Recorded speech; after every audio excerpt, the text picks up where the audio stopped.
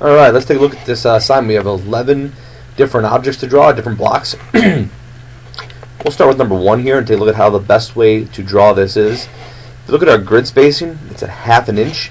So each block is 1/2 inch, and you add those all up to get your total length.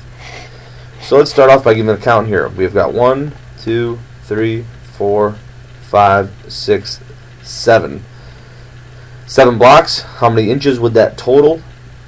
We are looking at 7 times 0.5. So let's go ahead and open up our inventor. I started a new sketch here. I'm going to draw a rectangle on my screen. Now we said instead of doing the math, we can dimension this as 7 times 0.5 and end up with 3.5 inches. The height of this block would be then 1 inch.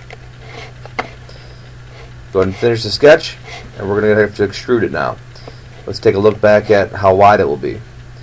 So here's half, 1, 1.5, 2, 2.5 inches across the front. Extrude. I'm going to go that direction, 2.5 inches. Now to begin to draw in the up direction, you put a sketch on that surface, draw a rectangle.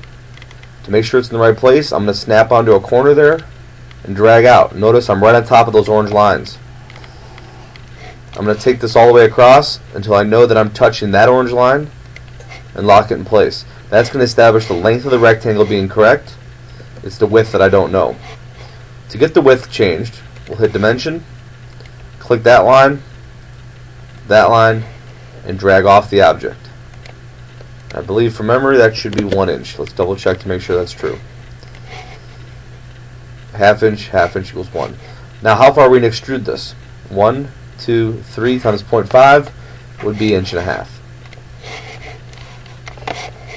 Finish sketch. Extrude. We could choose either one of these. We'll choose this one. And the height would be 1.5. So now we have our profile basic shape. That was our additive modeling. Now we'll do some subtractive modeling. Again, I'm going to put a sketch on this surface. Here's where we have to do 2 types of dimensioning. To make life easy, I'm going to put this rectangle right on that line, drag up and away. Now, I need to make sure that this has the proper size box and has the proper location on this block right here. So, first thing I'm going to do is dimension. Let's take a look at how far away it is. This rectangle will be 2 blocks, which is at 1 inch.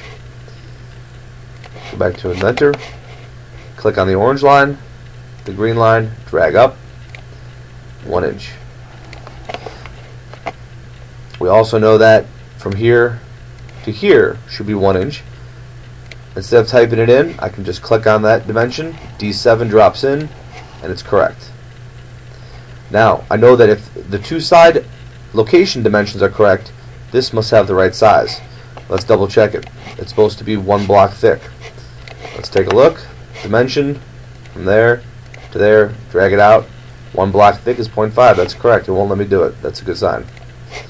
Now, the only thing we don't know is its height. How deep is it supposed to go into that part? Well, let's take a look. 1, 2, 3 blocks. That's 1.5 inches. Dimension, top to bottom. Take it out. 1.5. Now it's the right size. I can go ahead and make my extrusion. Finish sketch, extrude that piece in the downward direction. We're going to choose cut so that it removes the portion, and we can either do 2 next so it stops at the bottom, or if we want to know the distance exactly, it should be 1 inch. Hit OK. That section is now gone. Next thing we're going to do, come up here, place a sketch on this face, draw a rectangle on that sketch. Remember, a sketch is like placing a piece of paper on top of the block itself. Now we'll do it a little bit different this time. We have our rectangle. Let's find out what its dimension should be. It is 1 unit from the side and 3 units across. So first thing we'll do is dimension that line at 1.5. and then we'll dimension its distance from here to there at 0.5. And then, of course, from here to here will not be done. It'll be an error because it's already correct. Finish sketch, extrude, that shape, that direction, 1 inch, cut. Not join and not intersect, but cut. And then we're done. We're going to go ahead and take this into an IDW. So we'll save. I'm just going to save to the desktop or wherever it saves to automatically. I'll call this block 1. Alright. Do a new IDW. We are going to delete this border, change our sheet size down to A size paper, put in a base view, and notice block 1 is currently what it's chosen. I'm going to choose its front view. Let's see how that looks. Looks good to me. Place it right there. Come straight up for projected views, put an ISO in, and down there. Right click, create. This is pretty tight tolerances. I'm going to go ahead and shrink down this view right here by editing the view, changing its scale to half. That's good. I'm also going to shade it in. Next thing we do is begin to annotate dimensions. We can look at our overall length. Remember to drop that down until it's a dotted line so it locks into place. And we can look at,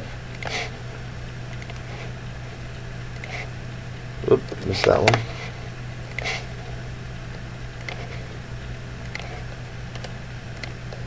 Bring those out right there, lock them in place. Remember, don't dimension to hidden lines, and don't over dimension. Anything that should be shown here, this 3.5, should not show up here. We could then do another baseline dimension if we wanted to, from here, there, and there. It would show all those, bring those up, dotted lines. We need to get a height. Oops, those aren't saving. Let's try that again. Baseline, there, there. Continue. Create. Baseline again. Continue. Create. Alright, let's go ahead and save this. This is what you'll print out for me and put your name on it.